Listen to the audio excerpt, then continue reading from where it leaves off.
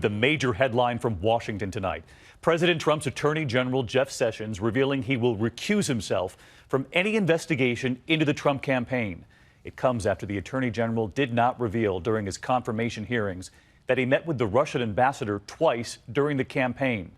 And tonight we are also learning the president's son-in-law, Jared Kushner, also met with the Russian ambassador before the president was inaugurated, along with General Mike Flynn. Flynn, of course, forced to resign as national security advisor.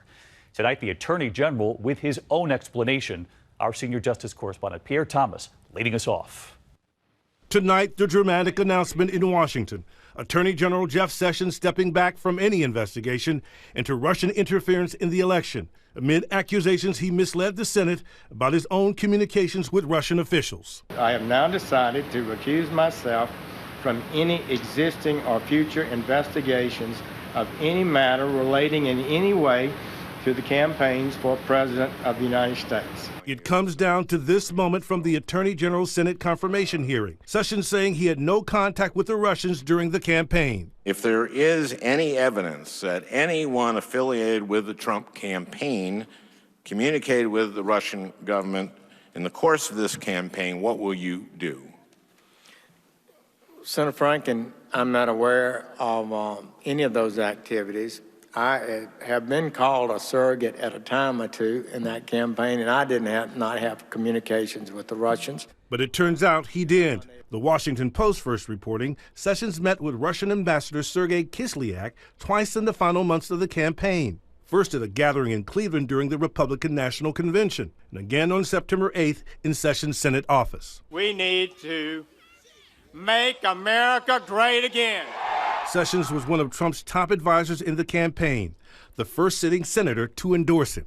His September meeting with the Russian ambassador came in the middle of the controversy over the election hacking, and just one day after candidate Trump said this about Russian President Vladimir Putin. If he says great things about me, I'm going to say great things about him. He's been a leader far more than our president has been a leader. So did that moment come up in Sessions' meeting with the Russian ambassador?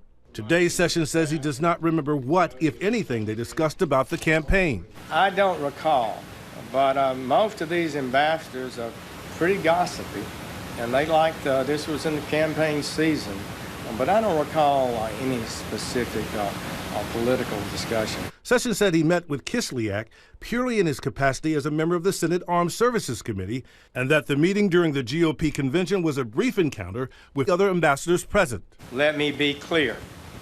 I never had meetings with Russian operatives or Russian intermediaries about the Trump campaign. And the idea that I was part of a, quote, continuing exchange of information during the campaign between Trump surrogates and intermediaries for the Russian government is totally false. But the Attorney General acknowledged today that he could have been more forthcoming at his confirmation hearing, saying he was, quote, taken aback by Senator Franken's question. In retrospect, if I should have slowed down and said, but I did meet one Russian official a couple of times, that would be the ambassador.